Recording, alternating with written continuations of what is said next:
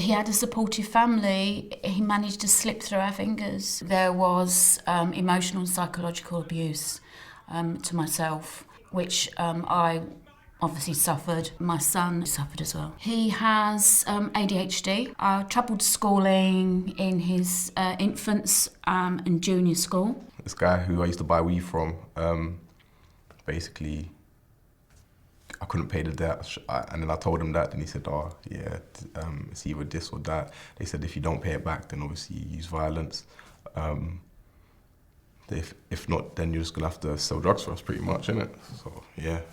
I thought, I just don't know what's wrong. I was panicking. I phoned the police again, reported him missing. And it was for about 5 days. I never heard nothing from him for 5 days. I was searching the streets. I went round all the pubs in each town, Medway, Dartford. I drove everywhere, looking everywhere for him. Nothing, no signs, no nothing. And then all of a sudden I got a text from him. Mum, can you come and get me? It got to the point where they tried forcing me to stay there, and they took my phone away from me, was the point where I knew that I was in trouble, then that I needed to leave. He said, I'm scared. I had to go to Oxfordshire to pick him up. And he cried. He said, Mum, he was petrified. These blokes took him up in the car. One of them had a gun on his lap. One of them took his phone, so he couldn't contact no one. And he's only 14 at the time.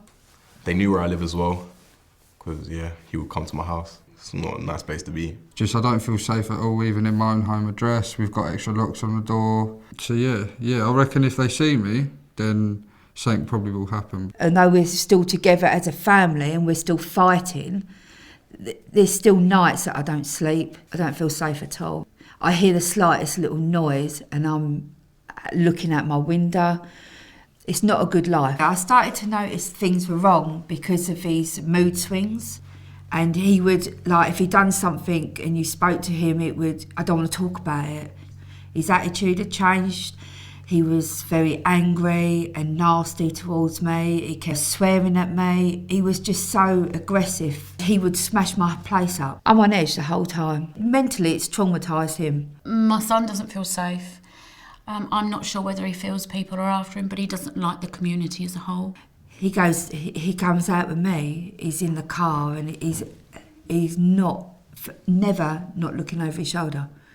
He's on edge 24/7 and I can see that fear in his face. If they was to ever find out or see him, they're gonna hurt him. Like obviously I've seen them in Dagenham before and they tried chasing me through Dagenham Market. Obviously once again I was with my parents, which is not nice in front of your family. So obviously that made me realise that obviously what I was doing to my parents and stuff, yeah, it wasn't good. It wasn't good. Now of today, I don't even walk the streets. I don't really think it had too much of an effect on me. Say academically, yeah, I just couldn't really focus. I'm worried that it's going to be one night that he goes out and he's going to get stabbed.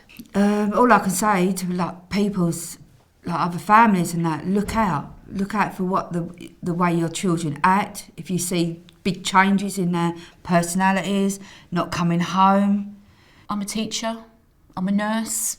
I know all the signs, but there were no signs.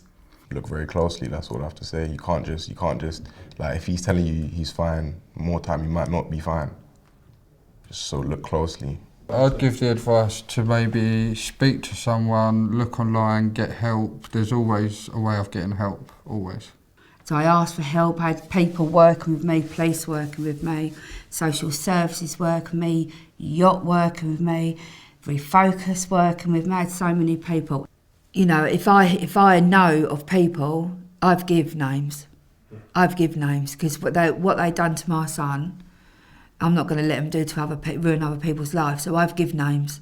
You know, just try and help them, get them away from these people. Because if you don't, they'll either end up, you know, like us as a family, you end up traumatised and looking over your shoulder all the time, or you get help and you can save a child's life. Maybe I'm to blame, but I do feel the school are to blame.